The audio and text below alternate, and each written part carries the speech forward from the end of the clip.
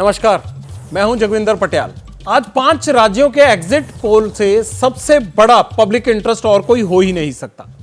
ABP news के लिए सी voter ने एग्जिट पोल्स किए हैं। एग्जिट पोल्स के मध्य प्रदेश, छत्तीसगढ़, राजस्थान, तेलंगाना, मिजोरम में किसकी सरकार बनाई, इसका डेटा आपने देखा। अब इसका पूरा विश्लेषण करना है। आज सबसे पहले आपको पोल ऑफ पोल्स दिखाएंगे, यानी जो सारे पोल हुए हैं उसका निचोड़ क्या है। एग्जिट पोल ने हिंदी बेल्ट में किसने किसकी सरकार बनाई, किसकी हुई विदाई।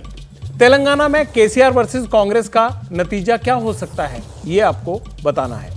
आपके साथ चुनावी राज्यों की उन सीटों की चर्चा भी करेंगे जहां हार जीत का अंतर 500,000 वोट का हो सकता है। क्या राजस्थान और मध्य प्रदेश में यह सीट उलटफेर करेंगी? बागी किसका बेड़ा पार लगाएंगे, आपको तफसील से हम समझाएंगे। आपके मन में सवाल होगा कि एग्जिट पोल्स के ये नतीजे क्या इशारा कर रहे हैं। क्या इन चुनाव को 2024 का सेमीफाइनल माना जाएगा? राहुल गांधी का कद कितना बढ़ सकता है? मोदी फैक्टर पर देश का मूड क्या है? या फिर रीजनल पार्टीज गेम चेंजर बनेंगी? एक्सपर्ट से ये सब कुछ भी आज जानेंगे।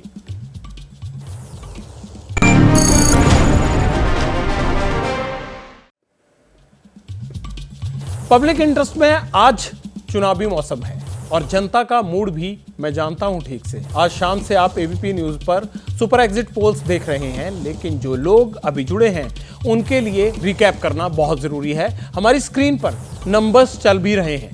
एग्जिट पोल्स के मुताबिक छत्तीसगढ़ में कांग्रेस और बीजेपी के बीच कांटे की टक्कर है।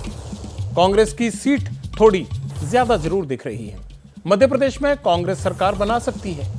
राजस्थान में 1993 के बाद से चला आ रहा रिवाज कायम रहेगा, यानी जो अनुमान लगाया जा रहा है, यानी बीजेपी वापसी कर सकती है। और तेलंगाना में कांग्रेस को एडवांटेज दिखाई दे रहा है। एबीपी न्यूज के लिए सी वोटर ने एग्जिट पोल किए हैं, लेकिन कई और न्यूज चैनल्स ने भी एग्जिट पोल किए हैं। पिक्चर क्लियर और हो जाएगी जब इन सब पर गौर करेंगे। इसके लिए आपको state wise poll of polls भी दिखाते हैं। इन्हें बताने के लिए इलेक्शन डाटा सेंटर में मेरी सहयोगी शहरीन मौजूद हैं। शहरीन, पहले एबीपी न्यूज सी वोटर के एग्जिट पोल्स को बताएंगी, फिर राजस्थान और मध्य प्रदेश का पोल ऑफ पोल्स होगा। बिल्कुल, शुक्रिया आपका जगविंदर जी, क्योंकि आज जिस तरीके से 4 बजे से लगातार हमारी नजर इसी पर है, क्योंकि ये एक अनुमान है और ये अनुमान बताएगा कि 3 दिसंबर को जब नतीजे होंगे तो क्या होगा। लेकिन उससे पहले आपको हम दिखा रहे हैं अपने दर्शकों को मध्य प्रदेश 230 विधानसभा की सीटें, वोट शेयर 41% बीजेपी को जाता दिख रहा है, 44% कांग्रेस के खाते में जा सकता है और 15% अन्य को मिल सकता है वोट शेयर। अब सीटों में इन्हें जरा कन्वर्ट करें तो 88 से 112 सीटें बीजेपी को मिल सकती हैं। कांग्रेस की बात करें तो 113 से 137 सीटें यहां कांग्रेस को मिल सकती हैं और 2 से 8 अन्य के खाते में जा सकती है। यानी कि यहां पर कांग्रेस जो है वो लीड करती हुई दिखाई दे रही है। ये मध्य प्रदेश की बात है। 230 विधानसभा सीटों का ये आंकलन जो इस एग्जिट पोल में सामने आ रहा है। और अब बात कर लेते हैं आगे बढ़ते हुए एक और प्रदेश, यानी कि राजस्थान की, मरुधरा की 200 सीटें, हालांकि 199 सीटों पर वोट डाले गए। अब उसका सामने आपके उसकी तस्वीर रख देते हैं। 45% वोट शेयर बीजेपी को यहां पर मिल सकता है, 41% कांग्रेस को और 14% अन्य के खाते में जा सकता है। ये 199 सीटों का पूरा लेखा जोखा एक तरीके से। अब जरा सीटों के लिहाज से मैं अगर आपको बताऊं तो 94 से 114 सीटें बीजेपी को मिल सकती हैं, 71 से 91 सीटों पर कांग्रेस अपना कब्जा कर सकती है और 9 से 19 सीटें अन्य के खाते में। यानी राजस्थान का जो रिवाज रहा है ना, वो इस बार भी अपनाया जाएगा। और इसके बाद अब छत्तीसगढ़, यानी 90 सीटें हैं यहां पर, 41% vote share BJP, 43% vote share Congress के खाते में और 16% अन्य के खाते में 90 सीटें। आप जरा सीट देख लेते हैं जल्दी से छत्तीसगढ़ की, किसको कितनी मिलती दिख रही हैं एग्जिट पोल में। 36 से 48 सीटें बीजेपी को मिल सकती हैं, 41 से 53 सीटों का आंकड़ा कांग्रेस के खाते में जाता दिख रहा है और 0 से 4 सीटें अन्य को मिल सकती हैं। छत्तीसगढ़ जहां भी कांग्रेस की सरकार है, लेकिन यहां देखिए कांटे की टक्कर दिखाई दे रही है। भले यहां पर कांग्रेस जो है वो जिस तरह से आगे दिख रही है। ये अब देखिए अब अगला कौन सा राज्य, क्योंकि 5 राज्यों का ये पूरा लेखा जोखा हम दर्शकों के सामने रख रहे हैं कि किस तरीके से, ये देखिए, ये तेलंगाना की बात कर रहे हैं हम। 119 सीटें हैं तेलंगाना में, पूरी जोर आजमाइश हर पार्टी ने की। 16% बीजेपी के खाते में जा सकता है, 41% वोट शेयर कांग्रेस, 39% बीआरएस को, 3% एआईएमआईएम को और 1% अन्य के खाते में। अब जरा इन्हें सीटों के लिहाज से समझिए, किसको कितनी सीटें मिल सकती हैं। वोट शेयर तो आपने देख लिया, सीटें क्या कहती हैं। यहां पर बीआरएस को 38 से 54 सीटें, एआईएमआईएम को 5 से 9 सीटें, 5 से 13 सीटें बीजेपी को और 49 से 65 का ये बड़ा आंकड़ा जो कांग्रेस के खाते में जाता दिख रहा है। अन्य के खाते में हालांकि कुछ नहीं दिख रहा है। यहां पर ये तेलंगाना की 119 सीटों का हिसाब किताब इस एग्जिट पोल में। और अब बात मिजोरम की, 40 सीटें हैं यहां पर, 32% वोट शेयर एमएनएफ को जाता दिख रहा है, 25% कांग्रेस के खाते में, 29% जेडपीएम को मिल सकता है और 14% अन्य के खाते में। यहां पर मिजोरम की बात हो गई। मिजोरम में अब वोट के बाद, अब वोट शेयर के बाद सीटें 15 से 21 सीटें एमएनएफ, 2 से 8 कांग्रेस को मिल सकती है, 12 से 18 जो है वो जेडपीएम के खाते में जा सकती है और 0 से 5 का आंकड़ा अन्य के खाते में जाता मिजोरम में दिखाई दे रहा है। 40 सीटों में से किसको कितना, किसे बढ़त, किसे नहीं, पूरी तस्वीर आपके सामने है। तो ये एक तरीके से रिकैप और कहां पर कौन सी सरकार बनती और बिगड़ती दिख रही है, हमने अपने दर्शकों के सामने रख दिया है। जगविंदर जी। शिरीन, बहुत बहुत शुक्रिया। आपने ये तो बता दिया कि 5 राज्यों में क्या हो सकता है एग्जिट पोल के हिसाब से, लेकिन आज आप शाम से ही, जब से ये चुनावी प्रक्रिया यानी मतदान खत्म हुआ है तेलंगाना में, उसके बाद आपने अलग अलग जगह पर, अलग अलग चैनल्स पर, सोशल मीडिया पर बहुत सारे एग्जिट पोल देखे होंगे और आपके मन में ये आ रहा होगा कि इतने सारे एग्जिट पोल हुए हैं, कोई किसी की सरकार बता रहा है, कोई किसकी बता रहा है, तो फाइनली बन किसकी रही है सरकार, क्योंकि कई बार दर्शक कंफ्यूज भी हो जाता है। तो उसके लिए हमने ये तय किया कि जितने भी पोल्स अभी तक बड़े बड़े आए हैं उनका हम आपको एक पोल दिखाएंगे, यानी जिसे कहते हैं पोल ऑफ पोल्स। तो शिरीन, क्या आंकड़े आए हैं, जरा आप उसको भी एक एक करके बताइए कि बाकी जो एग्जिट पोल हैं वो क्या कह रहे हैं।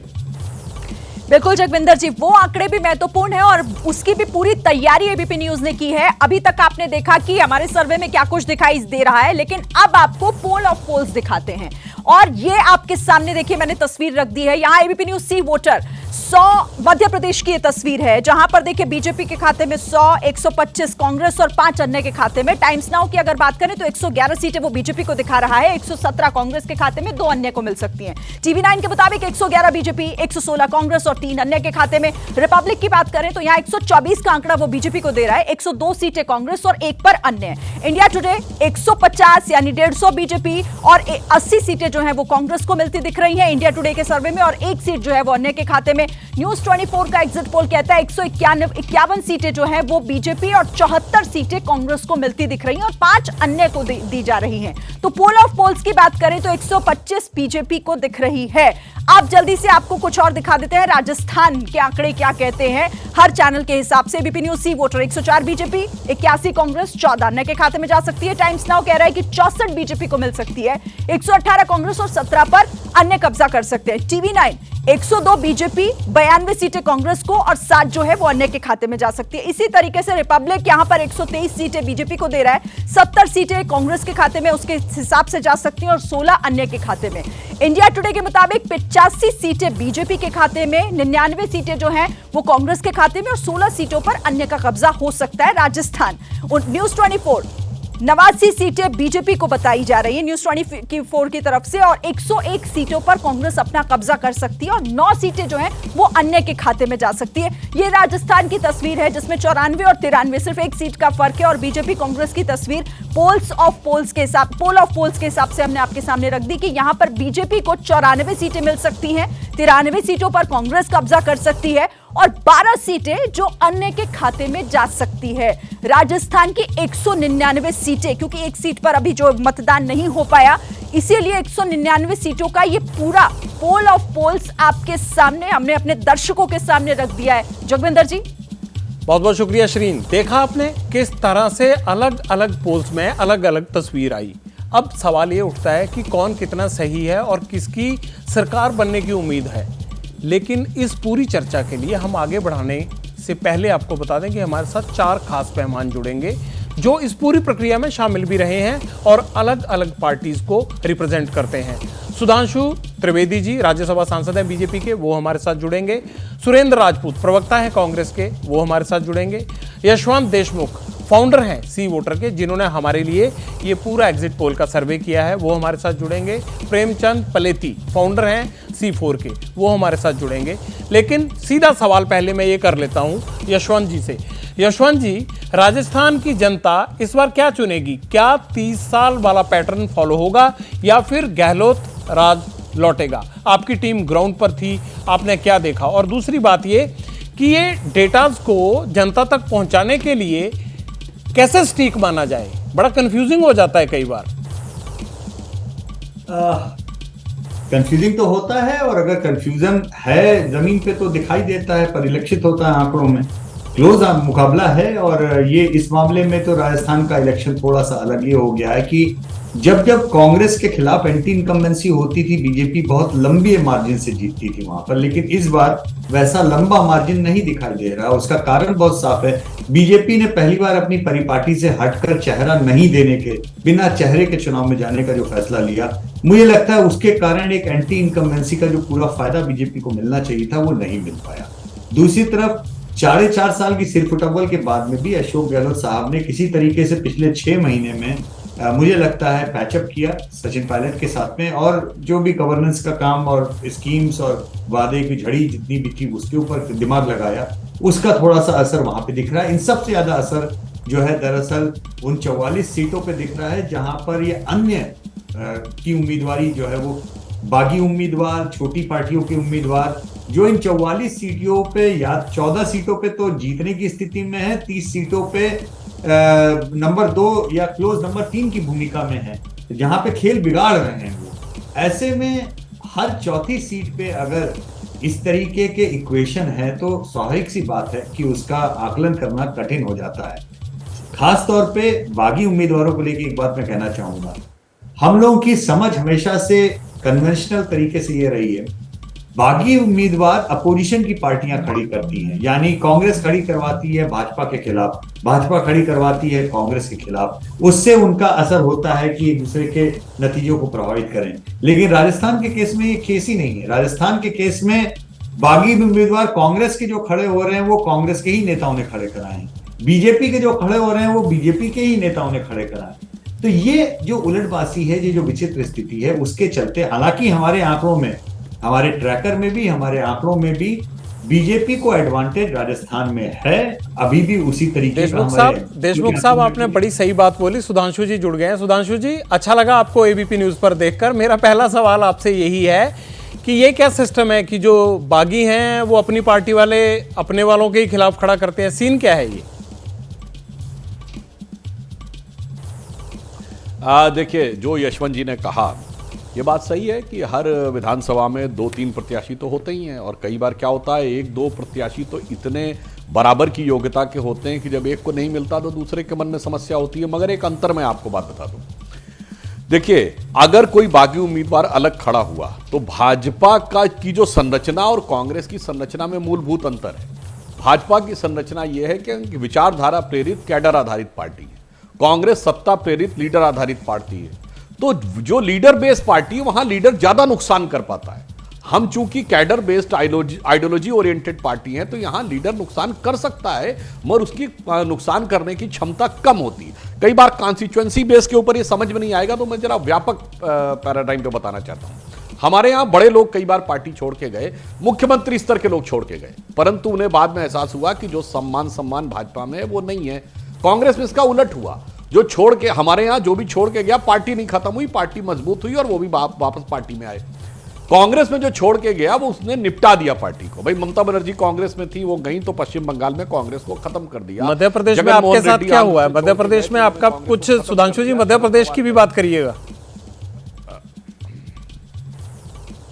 मैं कहता रहा हूं मध्य प्रदेश में हमारी ज्योतिरादित्य की बात कर रहा हूं मैं, वहां भी मजबूत हुए हैं आप उनके आने से। उपरांत पार्टी सरकार में रही। नहीं, मैं जो बात कहना चाह रहा हूं, मैंने मुख्यमंत्री स्तर के लोगों की बात कही। तो मध्य प्रदेश में हुआ, भारती जी गई थी, येदुरप्पा जी कर्नाटक में, कल्याण सिंह जी उत्तर प्रदेश में, मगर उसके बावजूद इन राज्यों में पार्टी मजबूत रही।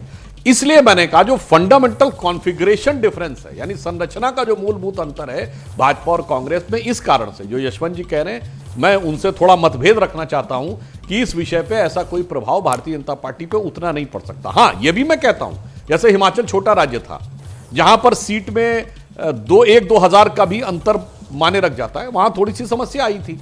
इसलिए मैं कह रहा हूं राजस्थान जैसे बड़े राज्य में इसकी संभावना मैं नहीं के बराबर मानता हूं। सुधांशु जी, एक सवाल और पूछना था आपसे, क्या हिंदू कार्ड चल गया राजस्थान में? ऐसा कोशिश की गई थी, तो आपको लग रहा है कि वो सफल होता दिख रहा है? देखिए, एक अंतर क्या है कि हिंदू कोई कार्ड नहीं है, यह भारत की सनातन चिरंतर अस्मिता का प्रतीक है। दूसरों के लिए कार्ड है क्योंकि वो कार्ड देश काल परिस्थिति के अनुसार बदलता है। अब जैसे मध्य प्रदेश में कांग्रेस कहती है, कमलनाथ जी मतलब हिंदू राष्ट्र जैसे विषय के ऊपर भी घुमा फिरा के बचाव कर ले जाते हैं, और फिर वो कहते हैं कि साहब हम वो गौ सेवा के लिए वो व्यवस्थाएं बनाएंगे। अब वही कांग्रेस पार्टी कर्नाटक में उनके एक नेता गाय की बीफ की पार्टी कर देते हैं, तो वो भी ठीक है, ये भी ठीक है, या इरेडिकेशन ऑफ सनातन धर्म भी ठीक है उनके गठबंधन के लिए, और इधर अगर वो हिंदू राष्ट्र जैसा बयान आ जाता तो वो भी घुमा फिरा के ठीक है। तो ये जो होता है, ये होता कार्ड खेलना, एक राज्य में कुछ और दूसरे राज्य। हमारा उत्तर से दक्षिण तक पिछले 72 वर्षों में किसी भी सैद्धांतिक मुद्दे के ऊपर कभी बदलाव नहीं हुआ, इसलिए वो कार्ड नहीं है, वो हमारी पहचान, अस्मिता और हमारी विचारधारा का प्रतीक है। ठीक कहा त्रिवेदी साहब आपने। अच्छा, सुरेंद्र राजपूत जी से पूछ लेते हैं। सुरेंद्र जी, ये बताइए कि गहलोत साहब की गारंटी तो पक्की थी, लेकिन एग्जिट पोल में उन गारंटियों का उतना असर दिख नहीं रहा है। आप थोड़े नाराज होंगे इससे या नहीं? बिल्कुल जोगेंद्र भाई, पहले तो मैं नमस्कार करूं आपको, पहली बार आपके साथ जुड़ रहा हूं। 2-3 चीज़ें मैं बड़ी स्पष्ट कह दूं। पहली चीज़ तो भारतीय जनता पार्टी एक सिरे से लेकर दूसरे सिरे तक सिवाय झूठ, छल, कपट और प्रपंच के कुछ नहीं करती। दूसरी बात इन्होंने जो राजस्थान में इस बार करी, हमारी तो गारंटी अशोक गहलोत साहब के साथ, यानी राजस्थान के एक स्टेट्समैन के साथ थी, राजस्थानी के साथ थी। लेकिन इसके बरक्स भारतीय जनता पार्टी एक फ्रैक्चर्ड हाउस थी। उन्होंने पहली बार राजस्थान की अस्मिता पर चोट की। सारे के सारे राजस्थानी कैंडिडेट्स जो उनके मुख्यमंत्री के हो सकते थे, उन सारे के सारे मुख्यमंत्रियों को खुड्डा लाइन लगा दिया इन लोगों ने। खुड्डा लाइन लगाया वसुंधरा जी को, वसुंधरा जी हरा रही हैं। नहीं, आपको उसका अफसोस नहीं होना चाहिए, वो तो आपके लिए अच्छी बात थी। नहीं, मैं वही बात कह रहा हूं आपसे ना, जो इन्होंने कैडर बेस और मूवमेंट बेस पार्टी की बात करी। निश्चित तौर पर हमारी मूवमेंट बेस पार्टी है, नेता आधारित पार्टी है, इस बात को हम मानते भी और हम गर्व भी करते हैं। लेकिन मैं आपको फिर एक चीज बता देता हूं, राजस्थान में अगर आप पिछले 6 महीनों में देख लोगे जोगेंद्र भाई, तो आपको जमीन पे हमारी गारंटियां मूर्त रूप लेती हुई दिखाई देती हैं। चाहे वो चिरंजीवी योजना की हो, जिसमें 25 लाख रुपए तक का बीमा मुफ्त है, इलाज मुफ्त है, अब 50 लाख तक का हो जाएगा। सिलेंडर हमने 500 रुपए में दे दिए। दूसरी तरफ भारतीय जनता पार्टी अपने शासित स्टेटों में नहीं दे पाई, लेकिन हां, मोदी जी की गारंटी जरूर इन्होंने झूठ छल कपट किया। अगर मोदी जी देश के प्रधानमंत्री हैं, पूरे देश में दे देते तो लोग मान लेते। तो मैं आपको बड़ी स्पष्ट कह रहा हूं कि राजस्थान में राजस्थानी अस्मिता चली है, वहां पर नरेंद्र मोदी जी या और अमित शाह जी, यानी 2 गुजराती वर्सेस अशोक गहलोत चुनाव हुआ, सचिन पायलट चुनाव हुआ, जो दोनों राजस्थानी थे। तो मैं आपको बड़ी साफ सी बात कह रहा हूं कि वहां पर हम बिल्कुल श्योर हैं कि हम लोग सरकार बना रहे हैं। मध्य प्रदेश में तो खैर हम प्रचंड बहुमत से आ रहे हैं, इसमें कोई मैं आता हूं मध्य प्रदेश में। सुधांशु जी से एक बात और पूछनी है। सुरेंद्र जी, सुधांशु जी से पूछना है। सुधांशु जी, आपने सीएम का चेहरा नहीं दिया, जैसा कांग्रेस कह भी रही है कि आपने वसुंधरा राजे जैसे लोगों को खुले लाइन लगा दिया। इसका नुकसान हुआ या फायदा हुआ पार्टी को? देखिए, मैं सुरेंद्र भाई से कहना चाहूँगा, आज तो हम एग्जिट पोल पे बात कर रहे हैं। वो चुनाव समाप्त हो गया, तो हम जो चुनाव वाले विषय पे इसने ये किया वो विषय अलग छोड़िए। वो गारंटी की बात थी, तो अशोक गहलोत जी की सरकार में राजस्थान की जनता ने वो भी गारंटी देखी। पेपर लीक की गारंटी थी, दलितों पर अत्याचार की गारंटी थी, महिलाओं के ऊपर अत्याचार की गारंटी थी, PFI की रैली की गारंटी थी, सरतन से जुदा की गारंटी थी। तो बहुत सारी गारंटियाँ भी देखी। वो विषय आज हम लोग अलग रखते हैं। आपने जो सवाल किया, देखिए हमारे यहां, और जो इन्होंने कहा कि इन्होंने आगे करके लड़ा, साहब राजस्थान तो अद्भुत प्रदेश था। भारत की राजनीति में आपको ऐसा उदाहरण नहीं मिलेगा कि जिस नेता को जो पार्टी राष्ट्रीय अध्यक्ष बनाने जा रही थी वो बागी हो गया, अशोक गहलोत जी। इनके प्रदेश अध्यक्ष डोटासरा जी भी बागी खेमे में, विधानसभा अध्यक्ष सीपी जोशी जी बागी खेमे में। और आपको वो वीडियो याद है कि कांग्रेस के एक नेता महोदय मंच से बोल रहे हैं सोनिया गांधी जिंदाबाद, राहुल गांधी जिंदाबाद, उनको डपट दिया जाता, कहता चुप हो जाओ, कहो अशोक गहलोत जिंदाबाद। यहां तक तो फिर भी चल जाता। आगे एक वीडियो है वो जिसमें वो कह रहे हैं राहुल गांधी सोनिया गांधी मुर्दाबाद। अब वो सच है झूठ है भगवान जाने, मगर कांग्रेस ने आके वैसे उसका कोई खंडन नहीं किया कि ये नहीं है। तो साहब यहां तो ऐसी अद्भुत नेतृत्व था कि अजय माकन जी बतौर पर्यवेक्षक आते हैं और कहते हैं कि साहब विधायक मुझसे नहीं मिले, मैं जाकर शिकायत करूंगा हाईकमान से। मतलब बेआबरू होकर तेरे कूचे से हम निकले, ये पर्यवेक्षक को कहना पड़ रहा है। तो अद्भुत नेतृत्व इन्होंने दिया है। ये एक ऐसा राज्य था, पहला राज्य था जिसने 2019 के बाद पहली बार देशद्रोह का कानून प्रयोग किया, जिसके लिए कांग्रेस ने कहा था कि हम ये समाप्त कर देंगे क्योंकि इसका दुरुपयोग होता है। और अशोक गहलोत जी की सरकार ने प्रयोग किया। और किसके विरुद्ध? अपराधियों आतंकवादियों के विरुद्ध नहीं। सुरेंद्र जी बोलिए, क्या कहना चाह रहे हैं? सुधांशु जी सुन लीजिए, आपने वसुंधरा वाले सवाल का जवाब नहीं दिया, लेकिन सुरेंद्र जी कुछ कहना चाहते हैं। बोलिए सुरेंद्र जी। एक लाइन में पूरी कर दूं, अपनी पार्टी के विधायक और मंत्रियों के विरुद्ध प्रयोग किया। तो ये कितना सामंजस्य था और कौन चेहरा था वो सब दर्शकों को पता है। सुधांशु जी, हमारे मतभेद जो होते हैं ना, हम मंच पे लड़ते भी हैं, झगड़ते भी हैं और फिर एक हो जाते हैं। हम भारतीय जनता पार्टी के तरीके से साजिशें नहीं रचते हैं। साजिशें रच करके अपने नेताओं को खुड्डा लाइन लगाना, ये भाजपा की परंपरा है। सुधांशु जी, आपने खुड्डे लाइन लगाया, जवाब दे दीजिए। जब तक नहीं देंगे ना सुरेंद्र जी पूछते रहेंगे। सुरेंद्र जी पहले यही जवाब लेते हैं, आपने वसुंधरा राजे को खुड्डे लाइन लगाया है या नहीं? एक सेकंड सीधा पूछ लेते हैं सुरेंद्र जी, सीधा पूछ लेते हैं। बोलिए ना सुधांशु जी। सर आप जवाब नहीं देने दे। देखिए सीधा दीजिएगा, घुमाइएगा मत। आजा बिल्कुल सीधे खुड्डे लाइन लगाने की बात, ये हमसे क्या पूछ रहे हैं? हमने किसी को खुड्डे लाइन नहीं लगाया। सब सम्मान के साथ चुनाव अभियान में, पोस्टर में सब दिख रहे थे, जिन भी नेता की बात कर रहे हैं। इनके यहां ये कैप्टन अमरिंदर सिंह का क्या किया, आपके यहां आ गए ना वो? आजाद साहब का क्या किया, आपको फायदा हुआ ना उसका? सीएम की बात कर रहे हैं, ये चीफ मिनिस्टर की बात कर रहा हूं। नहीं, चीफ मिनिस्टर की बात कर रहा हूं। और यहां इंपॉर्टेंट बात जानते हैं जगविंदर जी क्या है? अरे भाई, यहां इनके यहां जो नेता बाहर जाता पार्टी को खुड्डे लाइन लगा देता है। ममता बनर्जी बंगाल में छोड़ के गई, इनकी पार्टी खुड्डे लाइन लग गई। जगन मोहन रेड्डी आंध्र में छोड़ के गए, इनकी पार्टी खुड्डे लाइन लग गई। शरद पवार जी कांग्रेस छोड़ के गए, इनकी पार्टी खुड्डे लाइन लग गई। सुरेंद्र जी देखिए, ये कहते हैं कि गए पंजाब में, इनकी पार्टी खुड्डे लाइन लग गई। सुरेंद्र जी बोलिए सुरेंद्र जी बोलिए। सुधांशु जी सुन लेते हैं उनको भी। दो बातें। सुधांशु जी एक अपने आप को महामात्य समझते हैं, जबकि वो है नहीं, उन्हें खुड्डा लाइन का मतलब नहीं पता है। आप बताइए जोगिंदर जी, इनको जरा खुड्डे लाइन का मतलब बताओ। जो आदमी जो पार्टी छोड़ के चला गया, वो कहाँ खुड्डा? वो तो पार्टी छोड़ के चला गया। खुड्डा लाइन तो वो होता है जिसको आपने बिल्कुल पूरी तरीके से महत्वहीन कर दिया और अपनी पार्टी में रखा। जैसे आपने खुड्डा लाइन लगाया वसुंधरा जी को। आप मेरी बात को समझो, खुड्डा लाइन वो नहीं होता पार्टी छोड़ के चला गया। जैसे ज्योतिरादित्य चले गए, हमारे सर का बोझ आप ले गए, हमारे गद्दार को आप ले गए, कोई दिक्कत वाली बात नहीं। खुड्डा लाइन तो आपने लगाया शिवराज सिंह चौहान को, खुड्डा लाइन लगाया आपने वसुंधरा राजे जी को। यानी आपने महत्वहीन कर दिया। पांचवी लिस्ट में एक मुख्यमंत्री को आप लोग दे रहे हो और आप बता रहे हो कि हमने खुड्डा लाइन नहीं लगाया। पंजाबी का खुड्डा लाइन जो होता है वो महत्वहीन कर देना हो जाता है। एक बात। दूसरी बात, आपने एक बड़ी बात करी कि साहब येदियुरप्पा जी और कल्याण सिंह जी आपकी पार्टी को नेस्त नाबूद कर दिया था। हाथ अच्छा, एक मिनट, इस पे जवाब तो ले ले सुरेंद्र जी। सुधांशु जी का जवाब ले लेते हैं, फिर आपका दूसरा आरोप भी येदियुरप्पा साहब पे भी आएंगे। हाँ जी सुधांशु जी बोलिए अब आप खुड्डे लाइन पे।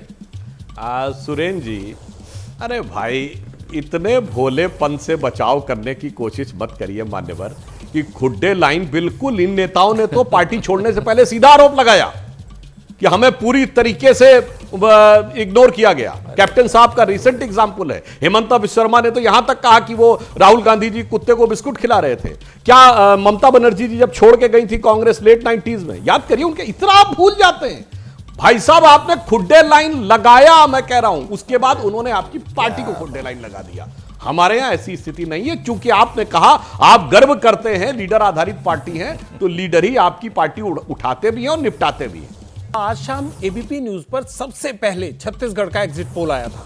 कांग्रेस नेता और छत्तीसगढ़ के deputy CM TS Singhdeo ABP news पर उसी वक्त आए थे।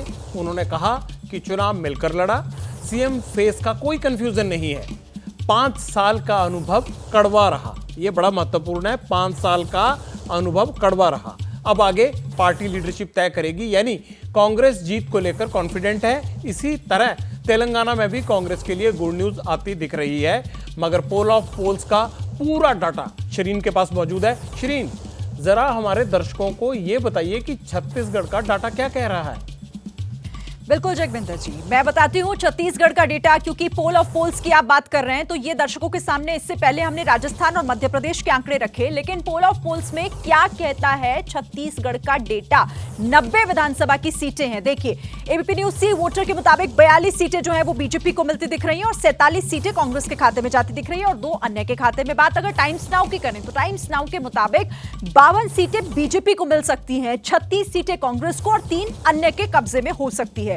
टीवी 9 के मुताबिक आंकड़े हैं 40 सीटें बीजेपी को मिल सकती है, 45 सीटों पर कांग्रेस अपना कब्जा जो है वो जमा सकती है और इसी के साथ यहां पर 3 अन्य के खाते में जाती दिख रही है। इसी के साथ रिपब्लिक की बात करें तो रिपब्लिक के मुताबिक यहां देखिए 38 सीटें वो बीजेपी को जाती दिख रही हैं और 48 सीटें जो हैं वो कांग्रेस को मिलती दिख रही हैं, एक पर अन्य कब्जा जमा सकता है। इसी तरीके से इंडिया टुडे के मुताबिक 35 सीटें बीजेपी, 51 सीटों पर कांग्रेस कब्जा कर सकती है और 4 सीटें अन्य के खाते में जा सकती है। अब आखिर में न्यूज 24 की बात करें तो 33 सीटें उनके मुताबिक यहां बीजेपी को मिल सकती हैं और कांग्रेस के खाते में यहां 57 सीटें, अन्य को कुछ नहीं मिल रहा है। पोल ऑफ पोल्स ये कहता है कि यहां बीजेपी को 40 सीटें मिल सकती हैं, 47 सीटों पर कांग्रेस कब्जा कर सकती है और 2 सीटें अन्य के खाते में जा सकती है।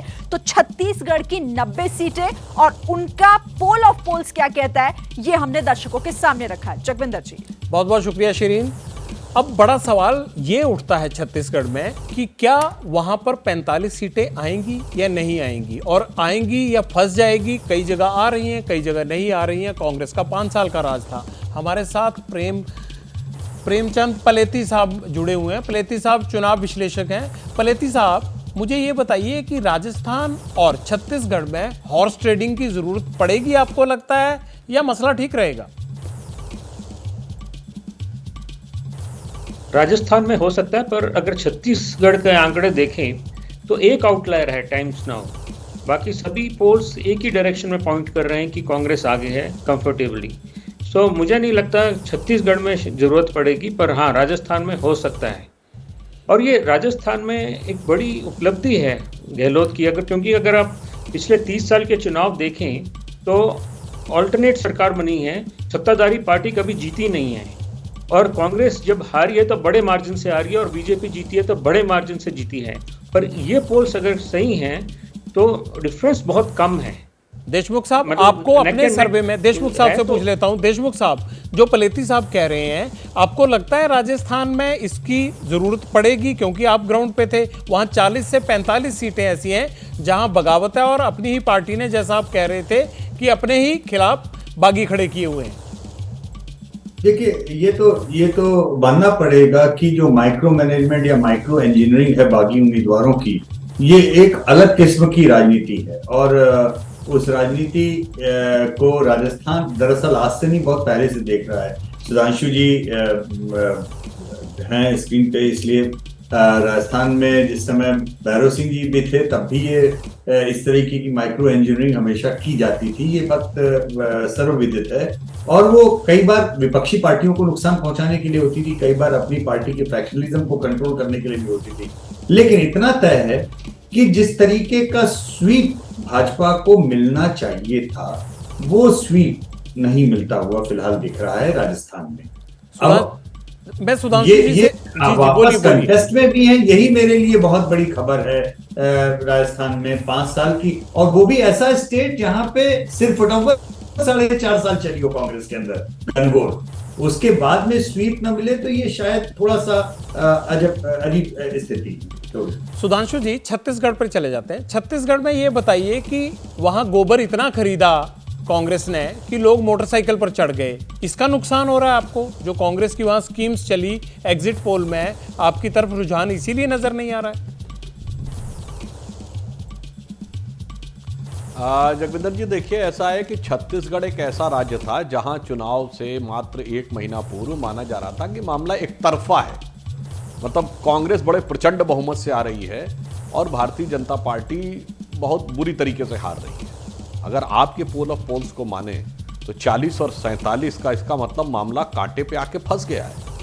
तो अब हम ये कह सकते हैं कि यदि ये सुधार इतना दिखा है पिछले 1-1.5 महीने में, तो जब ये कहानी परिणाम तक पहुंचेगी तो मेरे विचार से हो सकता है कि पोल ऑफ पोल्स का मामला उलट भी जाए। क्यों उलट जाए ये भी मैं कह रहा हूं, ऐसे नहीं कि मैं कहता हूं कि साहब हम मान रहे हैं तो उलट। देखिए, स्टैंडर्ड डेविएशन 3% का माना जाता है, standard margin of error. Yashwant ji तो देश के बड़े प्रमुख चुनाव विश्लेषक हैं और ये सर्वे करते हैं, उन्हें पता होगा, हम तो इस मामले में कम जानकार हैं। अगर मान लें कि वो प्रतिशत हमारे पक्ष में चला जाए, अगर वो 1.5% रहे तो ये लगभग यही रहेगा।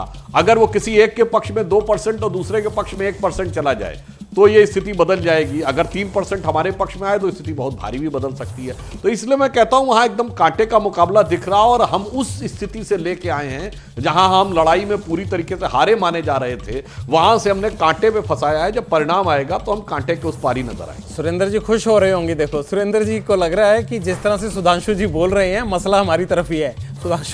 सुधांशु जी ने जब बोला उसके आगे मेरा सवाल ये है सुरेंद्र जी कि अगर माहौल ठीक है तो फिर ये टीएस सिंहदेव के सामने जो मुंह में कड़वाहट क्यों आ गई, क्या माजरा क्या है ये?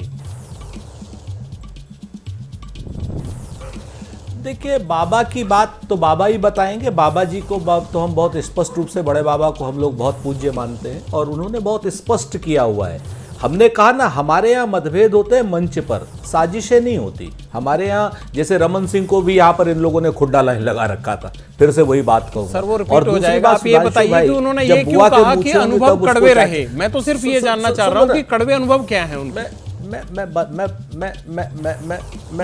मैं दोनों चीजें बता रहा हूँ, बस थोड़ा सा मैं खुड्डा लाइन पे नहीं आऊंगा, आप चिंता मत करो। मैं आपसे ये कह रहा हूँ, सुधांशु जी ने कहा 3% एरर ऑफ मार्जिन है। अगर 3 का 3 हमारी तरफ चला गया सुधांशु जी, तो 71 सीट जीतेंगे हम, 71-72। आप बिल्कुल इस चीज को भी रखो ना, आप बिल्कुल चिंता मत करो, पूरी तरीके से हम। और रही बात बाबा की, तो बाबा को ये बात सच है कि कुछ समय वो असंतुष्ट रहे, लेकिन उसके बाद उनकी सारी चीजें बात तय हो गई। उन्होंने उप मुख्यमंत्री पद भी स्वीकार किया, उन्होंने क्या नाम भूपेश बघेल सिंह साहब के साथ में कंधे से कंधा मिलाकर के पूरा चुनाव लड़ा।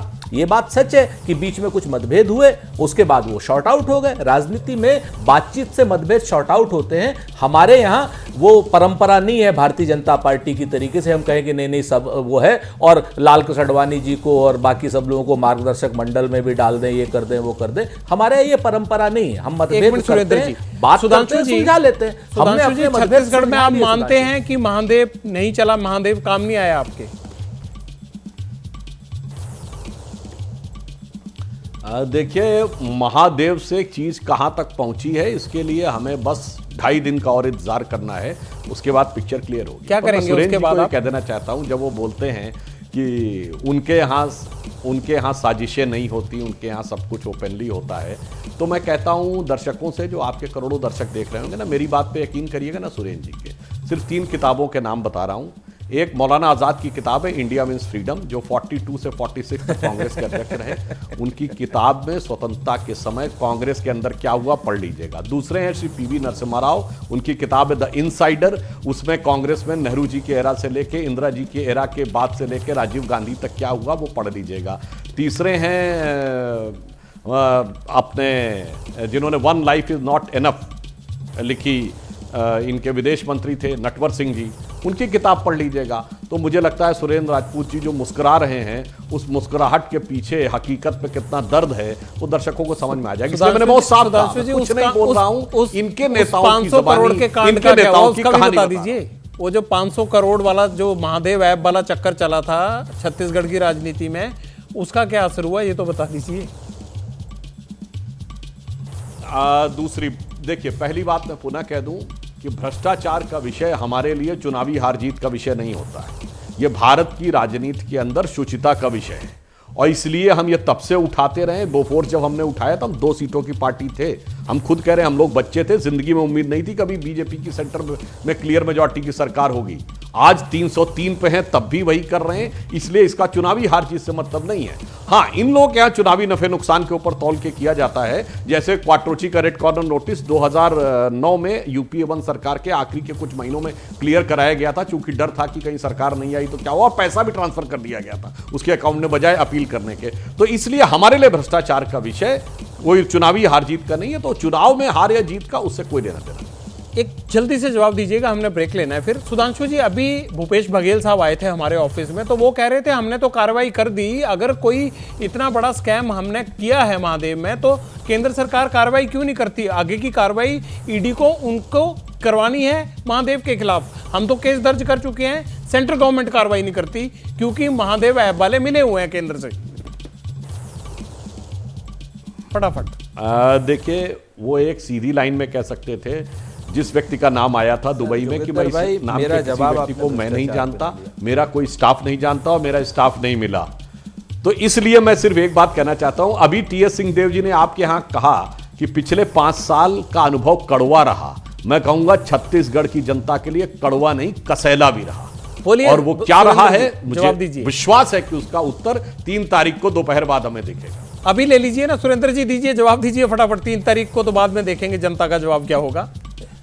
हाँ, मैं देखिए, मैं बहुत स्पष्ट, सुधांशु जी ने भ्रष्टाचार की बात की। सुधांशु जी सिर्फ भ्रष्टाचार के नाम पे झूठ, छल, कपट, प्रपंच और निर्लज्जता करती है भारतीय जनता पार्टी, बफोर्स से लेके आज तक।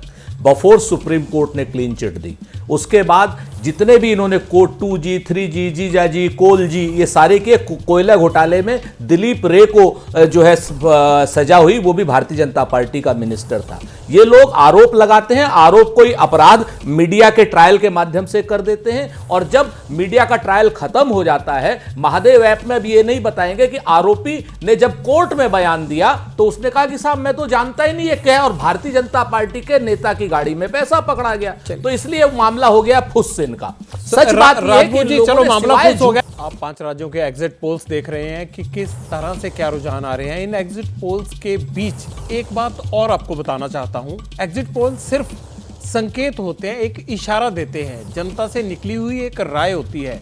ये जरूरी नहीं है कि ये हर बार सही साबित हो, और ऐसा भी नहीं है कि हमेशा गलत भी साबित हुए हो। लेकिन होता यह है कि हम जनता के माध्यम से जनता को ये बताने की कोशिश करते हैं पब्लिक इंटरेस्ट में कि आखिरकार जो आपने वोट डाला है वो किस दिशा में जा रहा है।